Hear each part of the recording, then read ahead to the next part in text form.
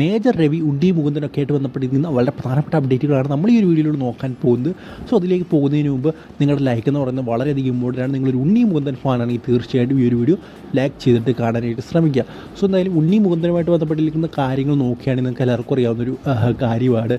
അതായത് ഉണ്ണി മുകുന്ദൻ, വിപിൻ കുമാർ അദ്ദേഹത്തിൻ്റെ മാനേജർ എന്ന് പറയുന്ന വ്യക്തിയുമായിട്ട് തമ്മിലുണ്ടായ പ്രശ്നങ്ങൾ.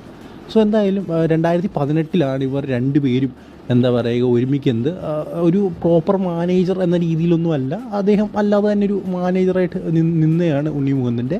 സോ എന്തായാലും അന്ന് ആ ഒരു ടൈം തൊട്ട് തനിക്ക് വളരെയധികം ബുദ്ധിമുട്ടുണ്ടാക്കിയൊരു വ്യക്തിയാണ് എന്നാണ് ഇദ്ദേഹം എന്താ പറയുക വിപിൻ കുമാറിനെ കുറിച്ച് പറയുന്നു, ഉണ്ണി മുകുന്ദൻ പറയുന്നത്.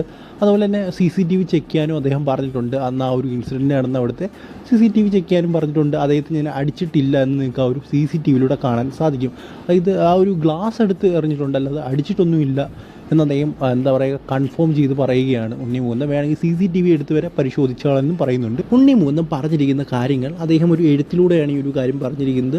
സോ എന്തായാലും അത് നിങ്ങളെ ഞാൻ കാണിക്കാം, അല്ലാതെ ഇതിനെക്കുറിച്ച് കൂടുതലായിട്ടൊന്നും ഞാൻ പറയുന്നില്ല. സോ എന്തായാലും പറഞ്ഞാൽ ശരിയാവത്തില്ല എന്ന് തന്നെയാണ് എൻ്റെ ഒരു അഭിപ്രായം. ഇനി നമുക്ക് മേജർ രവിയുമായിട്ട് ബന്ധപ്പെട്ടിരിക്കുന്ന കാര്യം നോക്കാം. എന്തായാലും അദ്ദേഹം കുറച്ചാൾ മുമ്പ് വരെ, അതായത് നമ്മുടെ എമ്പുരാൻ ഇറങ്ങിയപ്പോൾ ഒരു വിവാദ നായകനായിരുന്നു. എന്തായാലും ഇപ്പോഴും അതൊക്കെ വിട്ടുപോയിട്ടുണ്ട്. എന്തായാലും ഇപ്പോൾ അദ്ദേഹം പറഞ്ഞൊരു കാര്യമാണ് ഏറ്റവും കൂടുതൽ വൈറലാകുന്നത്. അതായത് അദ്ദേഹത്തിൻ്റെ ഒരു സ്ക്രിപ്റ്റ് ഉണ്ടായിരുന്നു, അതായത് ഒരു സ്റ്റോറി ഉണ്ടായിരുന്നു, അത് ഡയറക്റ്റ് ചെയ്യാൻ തീരുമാനിച്ചായിരുന്നു ഡിവിൻ പോളി വെച്ച്. പക്ഷേ ആ ഒരു പ്രോജക്റ്റ് ക്യാൻസലായി പോയെന്ന് പറയുന്നുണ്ട്. പിന്നെ അത് തമിഴിൽ ശ്രമിച്ചു, അതും ക്യാൻസലായി. പിന്നെ അദ്ദേഹം ഇപ്പോൾ ഹിന്ദിയിൽ ശ്രമിക്കാൻ പോവുകയാണ്. അതായത് ആ ഒരു സ്റ്റോറി ഹിന്ദിയിൽ ശ്രമിക്കാൻ പോവുകയാണ്, ഡയറക്റ്റ് ചെയ്യാൻ ശ്രമിക്കുന്നൊക്കെ ഉണ്ടെന്നാണ് മേജർ രവി പറയുന്നത്. സോ എന്തായാലും ഇതൊക്കെ നടക്കുമെന്ന് നമുക്ക് കണ്ടു തന്നെ അറിയണം. സോ എന്തായാലും ഇതിനെക്കുറിച്ചുള്ള നിങ്ങളുടെ അഭിപ്രായം എന്താണ് കമൻറ്റ് ബോക്സിൽ നിന്ന് പറയുക. അടുത്ത വീഡിയോയിൽ കാണുവരെ ഗുഡ് ബൈ.